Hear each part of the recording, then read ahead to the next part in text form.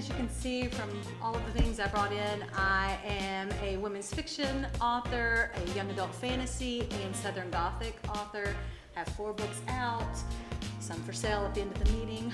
But my biggest thing going on, my biggest gig is definitely the Bayou Writers Club. We are on the North Shore. I used to come across the lake and meet on the South Shore as well, but I just couldn't find a big enough venue.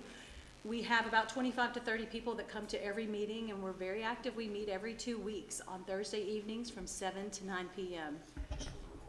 Sure. We're about to have our 6-year anniversary in May, and if you meet anyone from the Bayou Writers Club, they will tell you, hey, I'm a member of the Bayou Writers Club, and this is why it's so great. You will never understand how important it is to find your tribe until you do. And once you find them, you will never let them go. We'll get into more of that.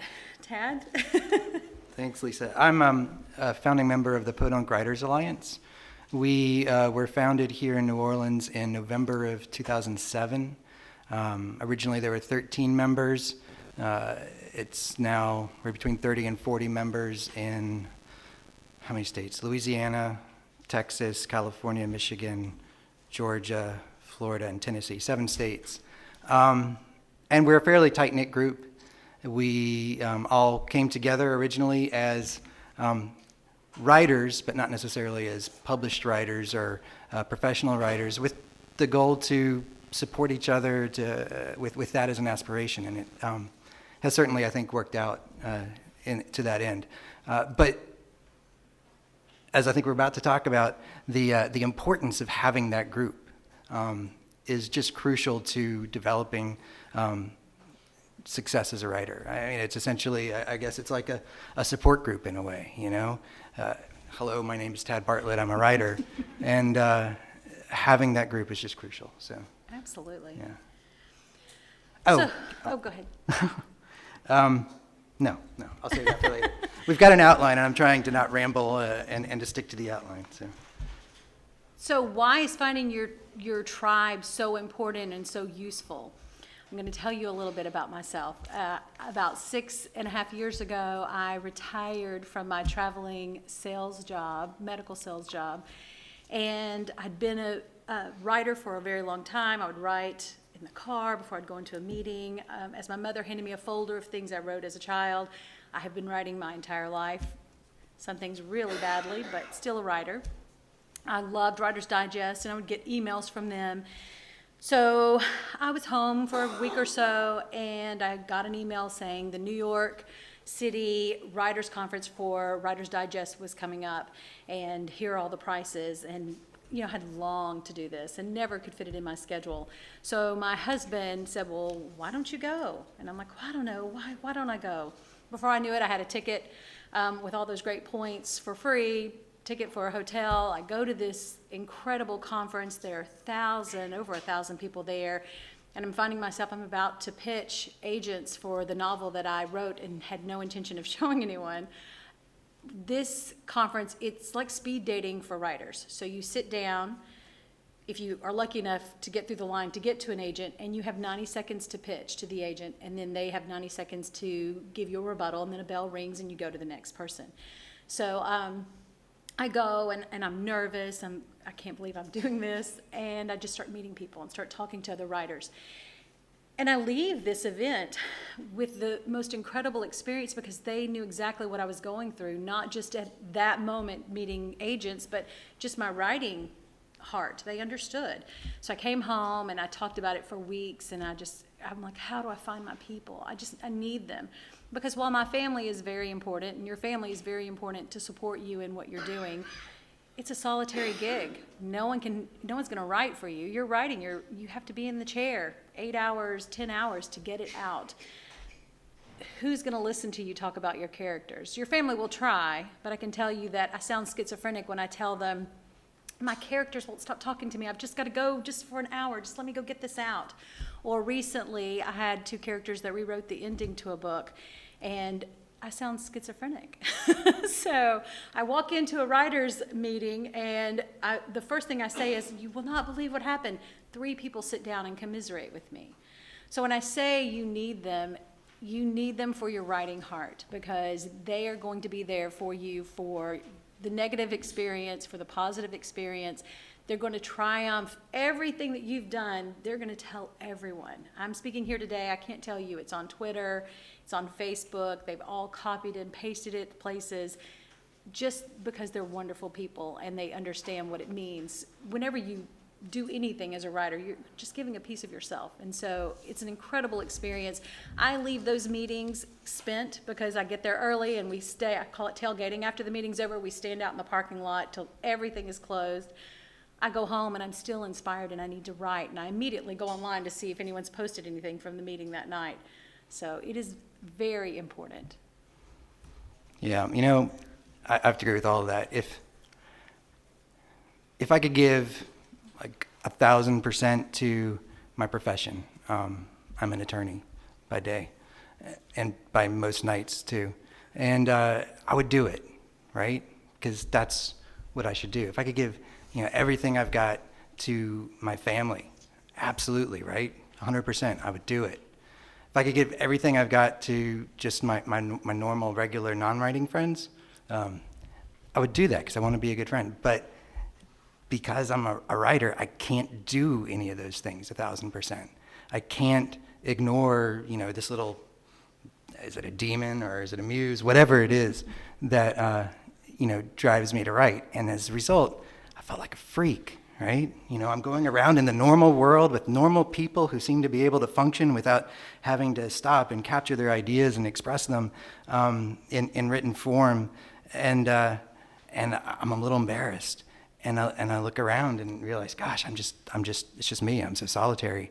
And then you find somebody else, another freak like you, right? For me, it was Maurice Carlos Ruffin, who's another founding member of Peauxdunque. He's also an attorney, and through a mutual friend, we found out we were each trying to write a novel. So we started workshopping really, really bad novel drafts together. And then 2 years later, along the way, we go to conferences. I think conferences are especially important. Particularly, we're going to the Words and Music Conference that's sponsored by the Pirates Alley Faulkner Society here, or at least it was until last year. Now it's put on by One Book, One New Orleans, a great organization. But anyway, so we're becoming, you know, aware that maybe there are other freaks like us out there. And in 2007, 2 years after Maurice and I had started trading drafts together and just being freaks, the two of us together, I got an email from a woman, a poet and filmmaker, Amy Serrano, who had just moved to town from Miami and had asked Rosemary James, who's the head of the Pirates Alley Faulkner Society, where's a writing group I can join? And Rosemary said, start one. Here's some names of some local writers who've been coming to our conference. Send them an email. And so Maurice got the email too, and we say to each other, you know, do you want to go? And I'm like, I don't want to go. And Maurice said, you're going. So we go, and it's nighttime in the French Quarter, Exchange Alley. We turn a corner, and there's 13 people sitting there. None of them know each other. A couple of them are like come in pairs, like Maurice and I did. And then it started. And what started was, first of all, this realization that you're not a freak. You need that. You need that on a regular basis, right? We meet monthly. So monthly I'm reminded I'm not a freak, at least in that respect. And you go and you share your writing. You share your love of writing, and you speak to each other as writers. And through that process, I often said early in the process, you know, I would leave each meeting feeling like a rock star, kind of, because you weren't worried about, you know, troubling your family with your writing questions and obsessions, and you instead you're just with people who, as a baseline, understand what you're going through, and they're trying to go through it too, and so then you just celebrate each other's work, which is invaluable, because sometimes it would be easy just to turn it off, you know, say no, to walk away, to, you know, not have that complete sense of commitment that writing requires. And having a group reinforces that commitment. So, I mean, to me, that's the crucial nature of the group. Absolutely. It's really incredible to me looking around a room of people that were strangers. that came together for their love of the craft, who write every genres I had never even heard of, every age from their 20s to their 70s. I have had a little bit younger, but we're an adult group, so I try to censor a little bit the age group. And they sit next to each other. You've got a homeschool mom sitting next to a retired oceanographer, and I have to constantly hit my glass to bring the room to order because they can't stop talking, because they've become such fast and furious friends over being writing partners outside of the group, and they met at the group. But to see this group of people that truly, I have to kick them out of the restaurant. We have a private room, and they're very gracious to us and let us stay late, and I'm literally holding the door open going, we have to leave. You don't have to go home, you just can't stay here. Like, I just keep saying this over and over, and we end up in the parking lot, and we watch their entire kitchen staff leave in their cars at the end because we're still standing outside talking. But it is an incredible experience. They are in it with you no matter what you're writing. You have to find your writing group. When you leave here, I'm going to give you names of 9 different groups in the area that you can find someone. They're not all for everyone. Some groups specifically lend themselves to maybe romance writing or mystery writing. Some groups, it's for everything, but maybe they just critique each other's work, and maybe you don't need that. Maybe you're looking for something else. So I definitely think you have to look at it, not like you're dating the group, but you do need to look and see what's a good fit. Because I do have people that come to the group and they're a little intimidated because it does look like a large group of friends. And I'm always looking at the door to make sure when someone new comes in to let them know, hey, come sit by me. We didn't know each other before this meeting either. Or we just met 2 weeks ago. Some of these people are brand new. But once you come one time, we hope to bring you into the fold and help you find your writing partner in your place. But if you're not a fit even for my group, maybe we're too far away or what have you, there are groups in the area. Or we're going to talk about how to even start a group.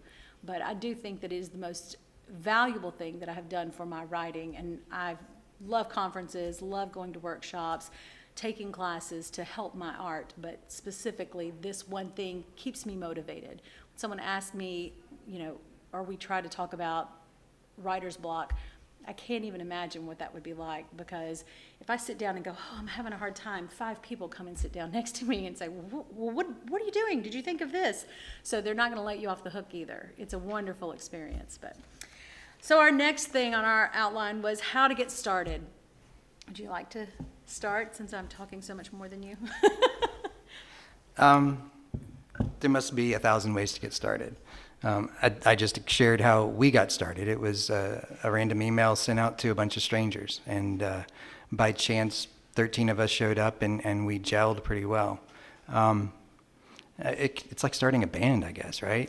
I imagine you could put up a flyer with little email or phone number tear-offs like in a coffee shop or whatever. Look, I want to start a band. I mean, a writing group, and could do it that way. But the key thing, I think, is once you've got a group together, whether by chance or by choice, is you have to very quickly form an identity for the group, an articulated shared purpose for the group, or else the group is just a random assemblage of people. It's not a group. When we started in 2007, Amy Serrano came to us to that first meeting with a mission statement for the group. First of all, I've got the word Peauxdunque Writers Alliance in here for the original mission statement. We didn't take that name on for about a year, but as it's been recorded in our archives, we put the name in. So the original mission statement was, the Peauxdunque Writers Alliance, under the auspices of the Pirates Alley Faulkner Society, is a group of writers based in New Orleans, Louisiana, and its environs, composed of fiction and nonfiction writers, songwriters, and filmmakers in an open, supportive, and enriching writing environment. Together, we elevate the personal and professional writing experience through shared readings of our written words and ideas, nurture the personal desire that uses the written word as an instrument that gives transcendent voice to our individual vision of our inner and outer works, encourage active listening, and thereby learn from each other, stimulate and explore creative approaches, possibilities, and alternatives in the rhythm and overall meaning of our written work, and inspire an increase in the volume of the written works produced and contribute to the richness of New Orleans and its literary heritage through readings, words and music, and other special events to the increase in the publishing of our works. That's a lot of words for a mission But it's statement. beautiful. It was beautiful. I mean, everything Amy writes is beautiful. And so that was our mission statement. That was sort of what gelled and kept us together for the first 4 years or so. Along that way, we gained, I think, 3 new members in 2009, 3 more new members in 2011, but also some people were falling off. And so we stayed kind of even at 12 to 15 people for about 4 years. All of us got together every month, and we would just read 5 or 10 minutes of some new work we were working on. Because the composition of the membership was very stable, we grew very quickly to trust each other, and I think that trust is super necessary when you're sharing fresh new work, because that's vulnerable words, and your words are yourself, you know, they are your vulnerable self. And then in 2011, people started to drop off, not show up so regularly. And in August of 2011, I decided, with only like maybe 6 people showing up to meetings regularly, that there might have been something broken. Maybe our mission statement, maybe there's too many words. Maybe it's hard to identify who we are. So I did what I usually do when that kind of thing happens, and I wrote a manifesto. I'm not going to read the whole thing. But what I did is I boiled it down. I said to our group, in this email I sent out, here's the real mission: living. We write because we have to. When I wasn't writing, I was less myself. I was dying in little ways, and being very melodramatic the way I could be sometimes. I said, if we're not writing, we're dying. Nothing else matters. And that became our new mission. And we started to open up the group to new members. We would bring in 3 or 4 at a time every few months until we had built up to probably about 20 members. Again, only 12 or 15 would show up to any given meeting, but it felt reinvigorated. And at the same time, we changed the format. And maybe this is another key to starting a writing group, is to understand what you're going to do, but never be afraid to change it up. So we changed it to more of a, we'd spend 3/4 of our meeting doing planned critiques, works, very in-depth critiques of 2 works that rotating, cast of Peauxdunkers would send out about a week ahead of time. And we would sit down and we would really dig into them and critique them. And then we'd spend the other quarter doing little 5-minute sharing of work, and became more of a critique group than what we had been. 2 years later, we decided we didn't like that anymore, that we liked the old way. We liked the more informal way, that without all the rules. It's my last mission statement I'm going to read. This is the current one. The Peauxdunque Writers Alliance consists of poets, which had been left out for some reason in the original one, fiction writers, songwriters, filmmakers, nonfiction writers, children's and YA writers, visual artists, visionaries, all.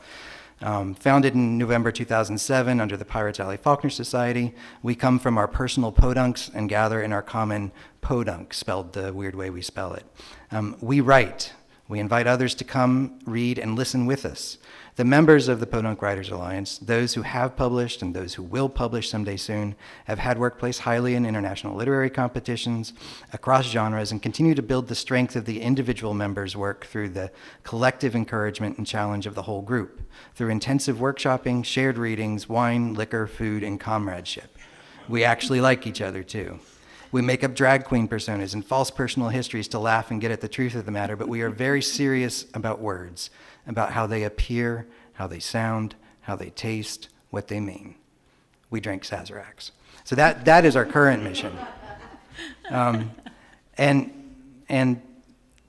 to boil all that down, and I actually didn't use up all my words for this answer, I think it's important, starting out and also continuously throughout the life of your group, to define who you are and what it is you want to do, define how you're going to do it, and then constantly be aware of what's working and what's not working, and don't be afraid to change it up, but change it up, with the, the assent of the whole group, essentially, because it is a group. It's not Tad's club or Lisa's club. I mean, Right. it's a group endeavor, but always have the group be in agreement about who you are. And I agree with that. I think that knowing the needs of your group will change. Obviously, the ones that start with you hopefully are going to grow as authors and become published, or whatever it is their goal is. Some people don't aspire to be published. They write for themselves. They just want to be more consistent with journaling. Perhaps they're doing something to leave a legacy for their family. So understanding the needs of your group. Our group is pretty large, so I can't have a consensus of everyone, but for the majority of people, I try to make changes for them. But I'm always considering the fact that we have new writers that are joining the group, and I remember very vividly what it was like to be a brand new writer, and learning the terms. Just even the terminology was so foreign to me. And as we throw out things like writing a synopsis or writing a query letter, or let me stop and tell you what a query letter is. Let me talk to you about a synopsis. And so always trying to meet the needs of everyone, because everyone needs a refresher on a query letter, right? Everyone could use a refresher on whatever the writing presentation is going to be on that week. But for our group, I have found that consistency rules. Knowing that we are meeting every 2 weeks on Thursday evening from 7 to 9 makes people come. If I changed up my date all the time, if we were really inconsistent about where we were meeting, that really affects your numbers. So if you're looking, as we talk about this and building a group, if you're looking to build a group, I think consistency is important. We've outgrown several places, so I can't say we're at the same place, but staying at the same place as long as we could till we outgrew it. Or people saying, I don't really love the food here, because my people love the food. So we have to have food, we have to have drinks. We did want the library. The library doesn't stay open late enough. A lot of our people have full-time regular jobs, so they need a nighttime venue. But just talking to the group, and know that you need to be a little bit flexible. Just people will tell you what their needs are, and to listen to that. But I also want, when we talk about how to get started, I also want to consider the fact that you don't want to start a group. You live here in the New Orleans or Greater New Orleans area, there are groups you can join. So here's a list of groups that I know of right now, and I know there are more, but these are just the ones in my circle that I've come across. Obviously, the Bayou Writers Club. We meet every 2 weeks on the North Shore in Mandeville, 4 minutes from the Causeway, should you like to come over with a group of people that come over like they do. I have a group from Baton Rouge, from Slidell. I have someone from like the Homa area, Thibodaux, comes from Thibodaux. I had someone that was coming over from Mississippi. I have a group that were coming over from Gretna. So you can travel, but if you wouldn't like to travel, there's Peauxdunque Writers Alliance. There's also the North Shore Literary Society. There's a group called Poets Alive. SOLA, which is the Romance Writers of America's local chapter. Sisters in Crime, and they also welcome misters. Abita Springs Creative Writing Meetup, the Gretna Writers Group, and I'm not sure what their name is. That's just how they've signed some emails to me, so that's what I put down. And then there's a Shut Up and Write, which seems to be a national group, and it has subchapters of like 85 different cities, but they're online. Where we post our information is on meetup.com. So I suggest that you go to meetup.com and just put in what your interests are for writing, and things will pop up. And as people start new groups, you can find them on there. You can also Google writers groups, and a bunch of us will pop up. But I definitely think that you could take what you know now and bring it to one of these groups and find a great spot. Maybe everyone doesn't fit every position, but I think you could find your home at one of these places. But should you not, I also think that the online community is wonderful. I belong to probably 5 different online writers groups. I'm active in 3. They're on Facebook, and then they also have websites and so forth. But I learned, such as 50 Books to 20K is Facebook. Writing Gals is another. And then I've joined several groups to support some friends. So they're, depending on your genre, like I belong to a sci-fi group. So if you go to Facebook, you can do a search, and these groups will pop up. What do you search for? Writing, sci-fi, genre, romance genre, whatever your interests are, mystery writers. So I think the online community definitely has a place for people, especially as writers. It's hard for this introverted group of people to go out and be the first time at a meeting with 30 other people. But online, it's a little bit easier. But I do want to warn you that, like that 50 books to, or 20 books to 50K, or whatever it is, that 50 books to 20K, or 20 books to 50K, one of those, 50 books, that's what it is. These guys are prolific, and they go on and they tell you what they make, and they call each other, you're a trout, it's serious business, and I mean business. These people are pulling in some crazy money. So if you're a new writer, it is very daunting to go on and see people that are making, $300,000 a year, $500,000 a year as, in their pajamas, sitting at home, just turning out books. But it also lets you know that there's a market out there. You can make money at this. You don't have to be a starving artist. So I just wanted to reiterate that you can start your own group.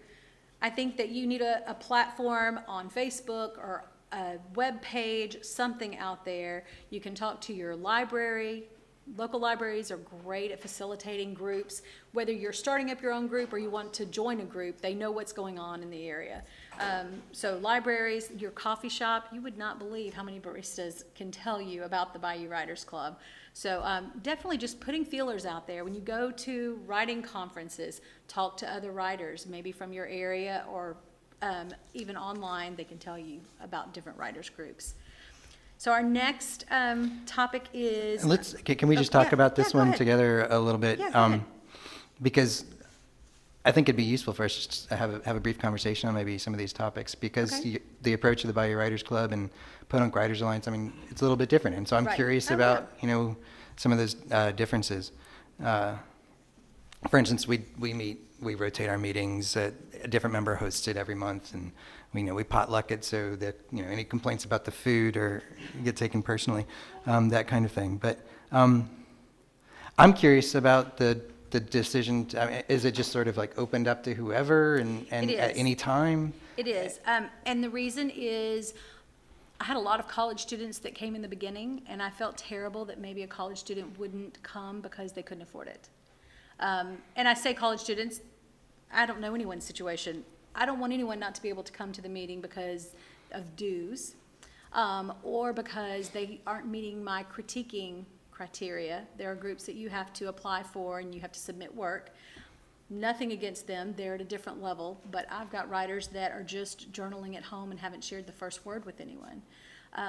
I remember what it was like to be in that poor college student or the person that hadn't shared any work with anyone, and I just wanted it open to everyone because of those reasons. Now, I think that everyone finds And you have their- huge numbers now. we Yeah, do, and yeah. but we do a tremendous amount of stuff outside of the group too. We introduce people to one another so they can have writing partners, accountability partners, and so outside of the group, I have a group of 4 other women, so 5 of us, who meet once a week or twice a week, and boy, they hold my feet to the fire. When I give them, this is what my deadline is, they're like, well, did you get that done? Every time I see them. So everyone has different needs. Maybe you're not there, but we encourage you to do these things. The point is, we give you the opportunity. And so there are people that are Thursday night writers, and I say this all the time in my own meetings. They come Thursday night, they listen to the readings at the end of the meeting, they eat the food, they love the camaraderie, and then they don't think about their writing again until 2 weeks later. Until 2 weeks later when we meet again. We do a reading event quarterly at the English Tea Room. I have people that come just for that, and I only see them quarterly. And to each his own. I mean, they want to come and read this big work that they've been working on, or they want to come and listen to the other writers. They don't want to participate. They want to kind of sit in the back and drink their tea and do their thing. I want them to feel comfortable coming into the group. And so I have a list of all the things that we do that I'm happy to share in a minute, but the biggest thing for me is I want all the writers to feel welcome, and I know that a lot of my friendly writers in the group are introverted and would not come unless they felt comfortable. And so sometimes knowing someone's going to critique you is a little scary. Sometimes they want to just read and just have everyone clap and that's it. And that's what we do. So, but you can have a critique group on the side from the group, and we do encourage that as well. We do that similarly, especially since we left Peauxdunque 2.0 a long time ago and went back to where we just read and share work without having a formal critique. We do encourage, and we have little subgroups that will, either monthly or doing, writing prompts to each other, or are doing in-depth critiques. And these are all the kinds of things that you can do in a writers group. And you can subdivide off your writers group, and some people want different things. We keep like bringing in new members to, right, or at least right now in this iteration. Sometimes we've gone through several years where we just didn't want new members. Right. We wanted just to be with each other, and that could be a little claustrophobic. And then we've gone through periods where we've just always had the doors open. Anybody can come in. And that got a little weird because you'd come to a meeting and you would only know like 25% of the people there. Well, I want it to always be about the writing. Yeah. And I think that it can get very personal very quickly because you do become fast and furious friends with a lot of people that are sitting around you. But because we've gotten so big, we used to have the restaurant, we have a private room in a restaurant where they would set up the table as a U, and it just seemed too large and people weren't having the intimate conversations they were before. And so, per request, we set up individual tables so people could sit all the way around the table. So maybe the table seats 6 people, so you have a group of 6 that you feel a little more connected to in the meeting of a room full of people. But How big is your membership now? 365 people. But 365 people do not come, and I do put a cap on the meetings. For the reading events, it's 35 people. Pardon? 35 people. And if you make it to 35 or you don't, in the 35. But for the regular meetings, about 25 to 30 people show up every 2 weeks. I have had a few that, because I ask you to RSVP, but I'm not going to kick anyone out if they don't. I have had people that had to stand up for a little while till they brought chairs in, but we still want them there, want them to feel welcome. But Yes. anyway, so we do things to try to make it a little more intimate, but I do always want it to be about the writing. And the thing about it being at your house, because I do open it up to everybody, you just don't know who's going to come, because we are on the internet. And once in a blue moon, I do have just that different type of person that's really not interested in writing, that just wants to come and chat it up with one of us. So we can't have that at my house. Yeah, I mean, I think if we were just open to, Right. to anybody like that, I think that would probably be something that would have to change. But right now, what we do is we have about a 2-month window straddling the end and beginning of every year, where we'll take in 3 or 4 members, new members, but always somebody who is a member already. Says, them. I know somebody. Right. They're looking for a group.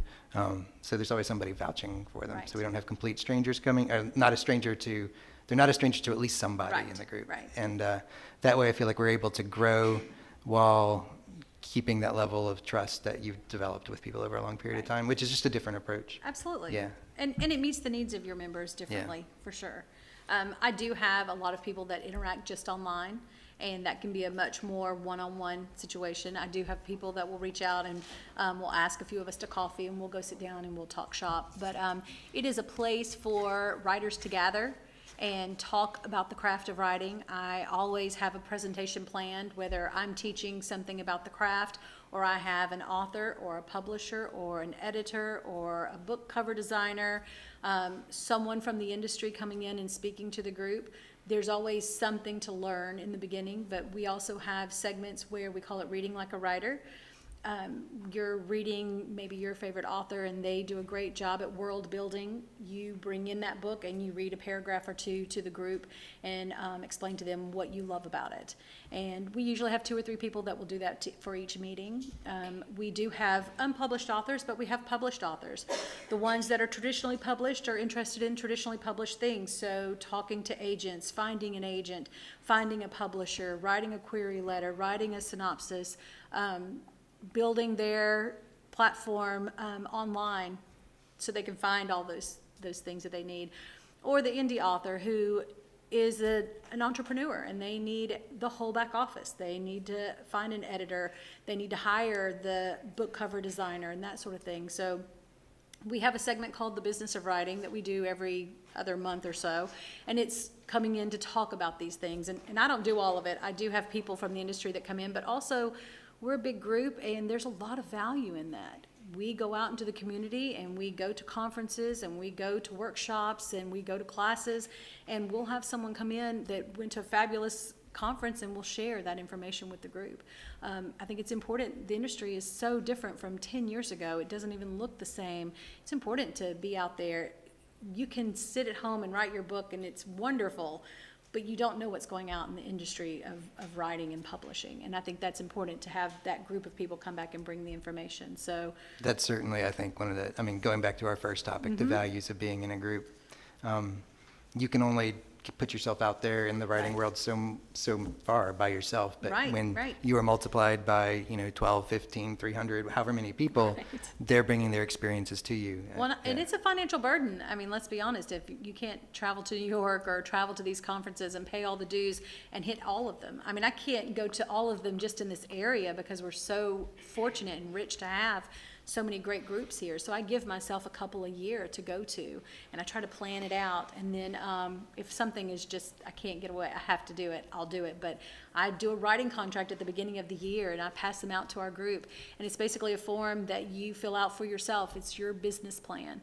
And you will write down what your interests are for that year. What is your plan for that year? And all of them are different. This is a contract you write with yourself.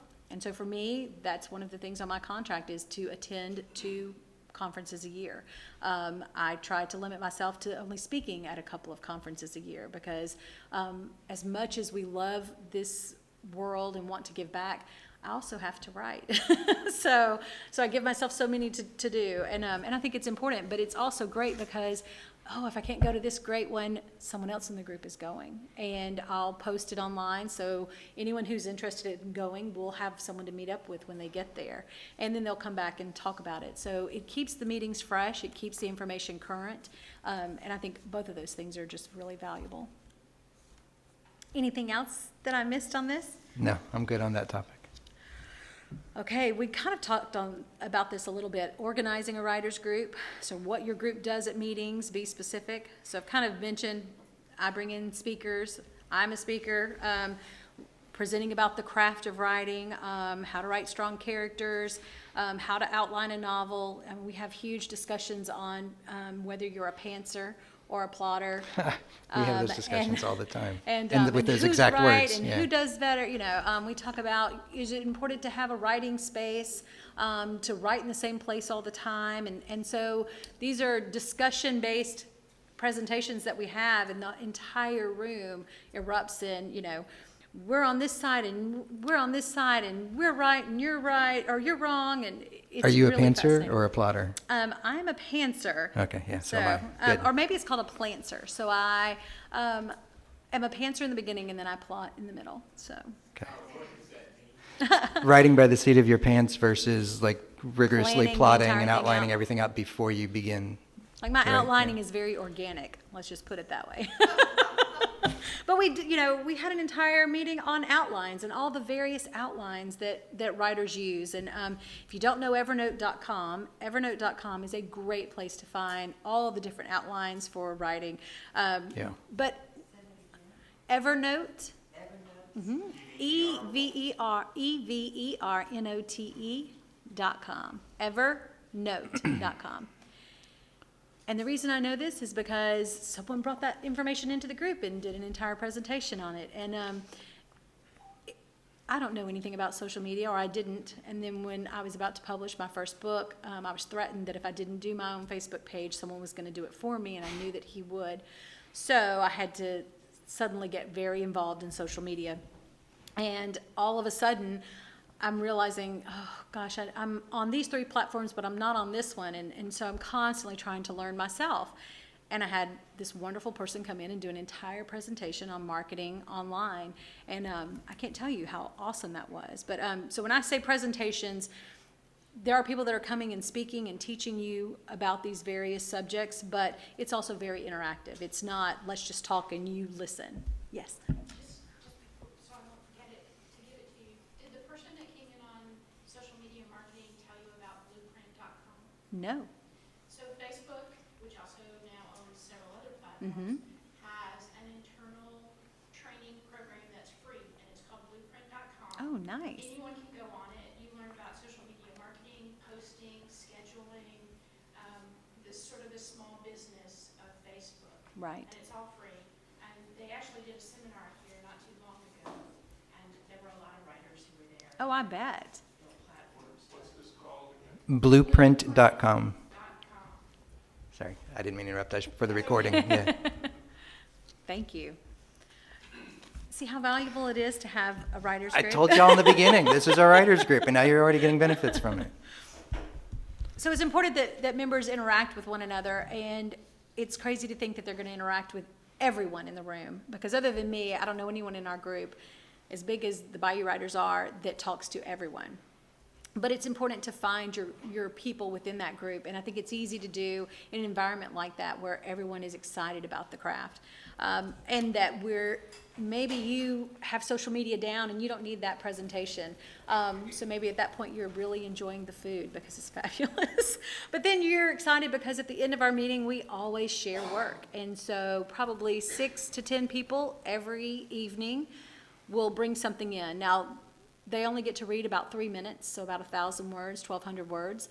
But if you're working on a poem and you just have been dying to share it with someone, or you're working on a scene and you just haven't had a chance to share it with anyone, this is your opportunity. And at the end of every meeting, you get to do this. No one critiques you, everyone claps. If it's your first time writing or reading, you get 2 claps, and it's just a wonderful environment. So I can tell you that some other things that we have instituted in the Bayou Writers is Bookshare. Bookshare is our own reading library, and if the members have gently used craft books or very used craft books that they donate to the group, and we have a cart like this where we shove them all in, and at the meeting we bring them out, and if you would like to check them out, it's the honor system. You can check them out. It's amazing when you're a writer how many people give you books on writing, and so a lot of us have duplicates, or if there's a great book that I love and I want to share it with people, maybe it's out of print, I'll bring it in as well. But people bring their old Writer's Digest magazines, and again I go back to that college student, but who can buy 1,000 different books? It's wonderful to have the opportunity to share. So that's something that we do. I mentioned earlier the reading events at the English Tea Room. The English Tea Room, if you've never been to Covington and the English Tea Room, it is a destination. I highly recommend that you just make a reservation and just take a day trip over there. But they open just for us. We fill the entire restaurant up with our members, and they can bring in a significant other. And this is an opportunity for people to read larger amounts of their work. So if you're writing a novel and you want to share an entire chapter, you have about 2,000 to 2,500 words to read. I do have a waiting list for that, and probably 10 to 12 people get to read on those evenings. And again, that's quarterly. I told you about writing contracts. Writing partners and accountability partners is a huge piece. And we start this at the beginning of the year. It's just something that I do every year. But people that come in mid-year, or maybe they were too busy and couldn't have a writing partner, or think about a writing contract at the beginning of the year, it's something that you can do anytime.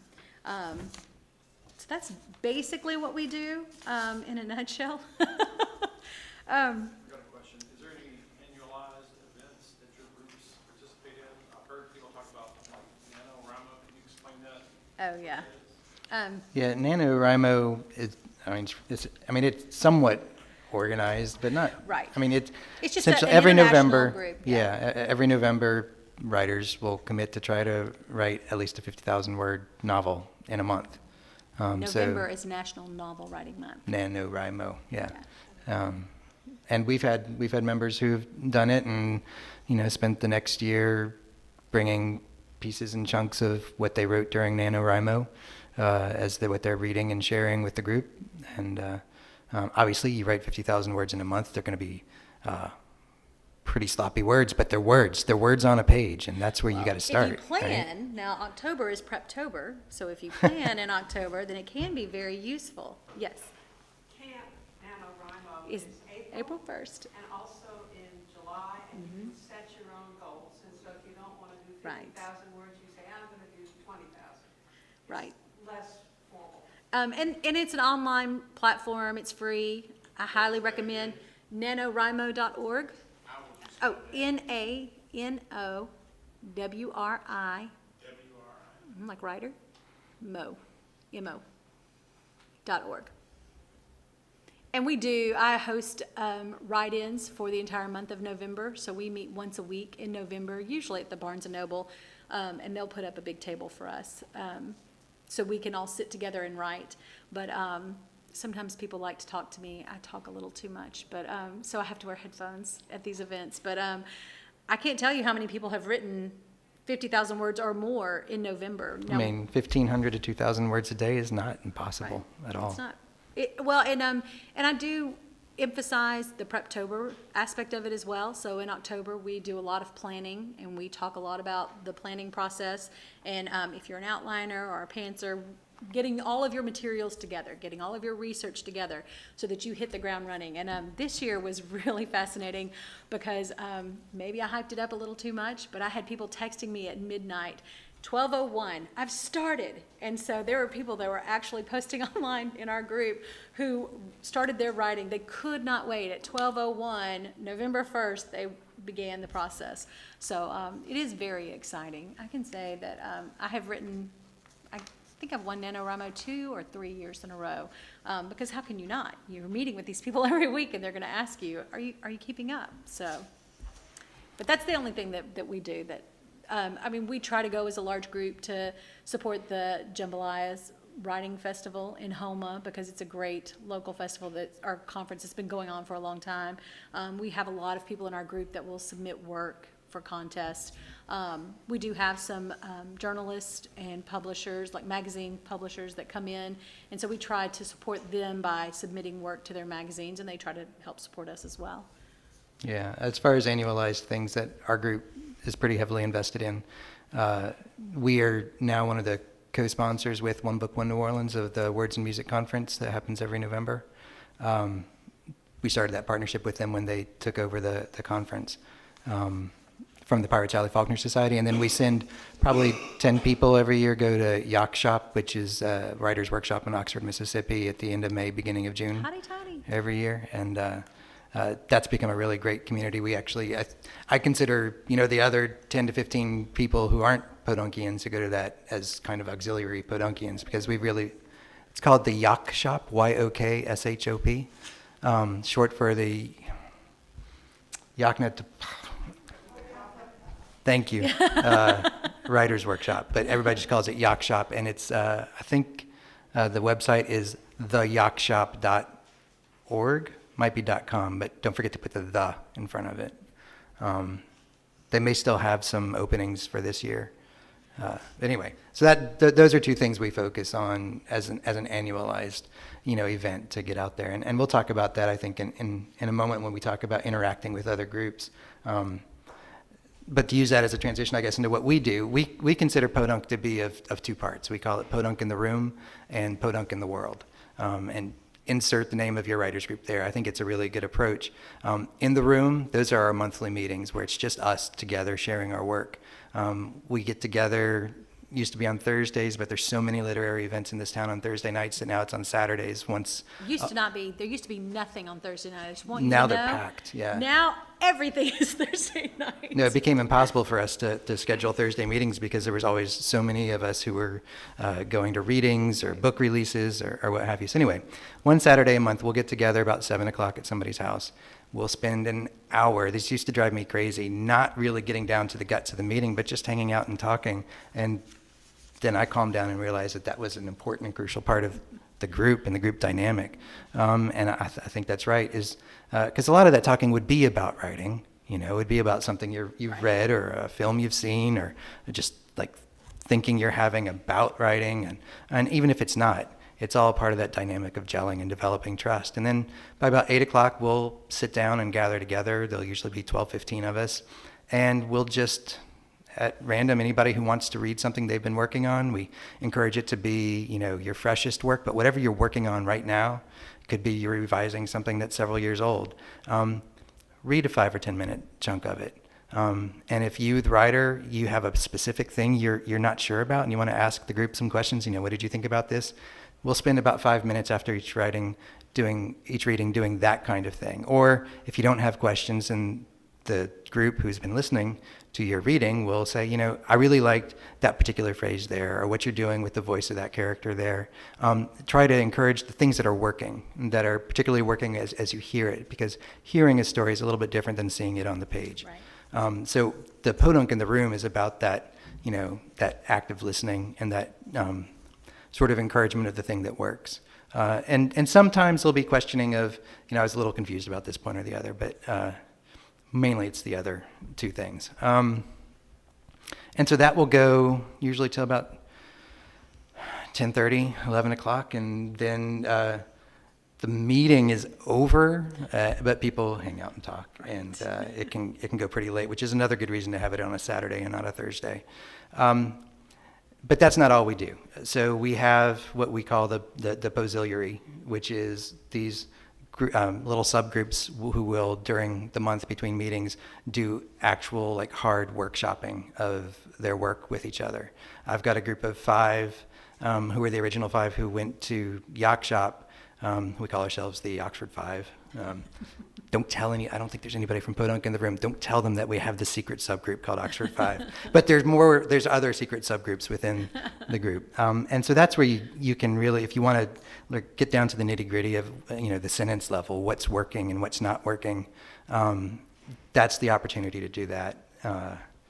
And so that's a fairly regular occurrence. Then once a year, I guess this is an annualized thing, but it's more just for the Peauxdunque in the room level. We have a retreat. Every other year we go to a fishing camp down in Hopedale for a weekend, and then the other years we go to a cabin up in Tennessee because we've got quite a few folks up there. And we spend a weekend. It's like a Peauxdunque meeting, but it's a weekend. It's all weekend long. And we'll do some more intensive reading of each other's work and talking about the writing and just gelling. I mean, that kind of thing, when you spend the weekend with a group of folks, you really get to know them in ways that maybe you didn't want to, or it's useful for trust. Trust is the most important ingredient, I think, in a writing group. And see, that was the one annual thing. Oh, and then on the in December every year, instead of our regular meeting, we'll have just a holiday gathering. We'll make it an open house. Anybody who's friends with our members or spouses of our members can come, and we just get together. It's like the first hour of a Peauxdunque meeting, but it's 4 hours long. We just all talk and hang out, and it's good to know the other people in your members' lives. Again, coming down to trust and knowing who each other is, knowing who we are. Because you share this with your family, you go home, and you can't stop talking about your writers group or some experience you've had with them. And I think it's important for them to be able to put names and faces together. So we do encourage that. We do it quarterly at our reading event, and then we also do our last meeting of the year in December is also a reading event, but it's usually at the restaurant, and people bring in their family. But I have people that bring their spouses every week or every 2 weeks to the meetings too, because they think they want to write, but when we do introductions, they always say they're there for the food. But we do want to make it as inclusive as possible for our group. Yeah. All right, our last little topic is the group and the greater writing community. We've really touched on that. I think anything else I say is going to reiterate what I've already said, but I'll do it one more time. I do think it's important for us as a group to go out into the community first to give back. So many people have been gracious to us as writers and have done a lot for us. I've never asked a published author or anyone in the industry to come and speak to us that didn't try to make it work. And I feel that I have to pay that back and do what I can to help anyone. I go to schools and help with Career Day and talk to people about becoming a writer. I'll go to events like this and try to talk about writing groups. I'll do book signings for libraries if they want me to come. So I think going back and helping the community at large, but also going out to these conferences and supporting them financially by attending them. And then also bringing the information back to someone who maybe couldn't have gone because of work or whatever. And then the larger group also does that. So I think that I know that when Bayou Writers go out to conferences, they tell everyone about their group. And I get new members all the time because of that. And I just feel extremely fortunate to be a part of it. Yeah, for me, this is a really important part of the outline because Peauxdunque in the world, starting around 2013, it's just something that this realization I had that was, to me, the very most important part of our group. what we're doing for each other in the room is fantastic, but I mean, writing is an expression, and expression is at its most effective, obviously, when you're expressing it out, you know, to the world, and you're sharing it out into the world. So to me, a measure of how effective we were as a group was that Peauxdunque in the world component. So the first part of that is encouraging the members of the group to submit their work. You know, when the work is ready, submit it. Get it out there. Try to get it out into the world. Embrace rejection. But what you're doing is you're becoming part of the greater conversation in the writing world. And that is, I think, a very key component of being a writer, is to insert yourself into the conversation. Great point. And that has, I mean, that's been successful for our group. I mean, we've got a rejection thread on our Facebook group page where, you know, anytime you get rejected, you just post and say, I just got rejected by such and such journal. And that's a great way to learn about journals, but it's also just a great way to, you know, sort of commiserate in an encouraging way. We also have an acceptance thread, and, you know, it doesn't get as many entries just because that's the nature of the beast. But again, encouraging. It's good to hear about, you know, our members getting themselves out there into the world. The second thing we do under the rubric of Peauxdunque in the world is, starting in 2011, every couple of years we've hosted a reading, where it's not us, we're not up there reading on stage, but it was important to us to put writers on stages that you don't really think of as being writer stages. Our first one we did at Tipitina's, we did one at Cafe Istanbul, we've done them at the Ace Hotel, where we bring in writers who, as a result of being Peauxdunkians in the world, we have gotten to know. And writers who we respect and love, and who have books out there, you know, bestsellers or whatever, and say, will you come in? We're going to host a reading. We're going to have 7 of y'all. We're going to put you on a stage that you've not been on before. And that's what we as Peauxdunque want to do. We want to put writers up on that stage. So that's the second thing, is hosting readings. The third thing is, and I think very importantly, is interacting with other writers groups. At the same time Peauxdunque was formed, the Melanated Writers Collective was formed. They've since gone defunct, and we've picked up a number of their members, thank goodness, because they are fantastic writers in that group. But we would put on group readings, a series of group readings at different art galleries in town, where it would be some Peauxdunkians and some members of the Melanated Writers Collective together, so sort of cross-pollinating the things you do together and putting it out into the world. And then the most recent thing that we've done in the way of Peauxdunque in the world is we've started, when we turned 10, we started talking about putting together a journal, not a journal of our work, a journal of like a real, you know, peer-reviewed journal review of other people's literary work. And we spent a year thinking about it and planning it. We announced it last year about this time that we were doing it. We opened up for submissions. We've started running a writing competition in conjunction with the Words and Music Conference, and our issue 1 is coming out in 2 weeks. Nice. Issue 2 is going to come out in November, and we're going to put out 2 issues a year, and that is a way to really put Peauxdunque in the world in interacting with writers who are on the level we're on, you know, beginning level, who are being encouraged by their groups to submit stuff. And the very best short story that is in issue 1, knocked my socks off, is by a person, it was the very first story she'd ever submitted. It was just amazing and mind-blowing. So to be a part of that, to me, is sort of the epitome of Peauxdunque in the world. And there's now no like pulling back. There's no being a writer not in the conversation once you're in that level. And that all of that's only possible by being in a group with others. Could you do any of those things on your own? Probably, sure, but being in a group really, really makes it work and makes it possible. So I know this is time. Anyone have any quick questions? Did we answer the few that we had? Thanks so much for coming.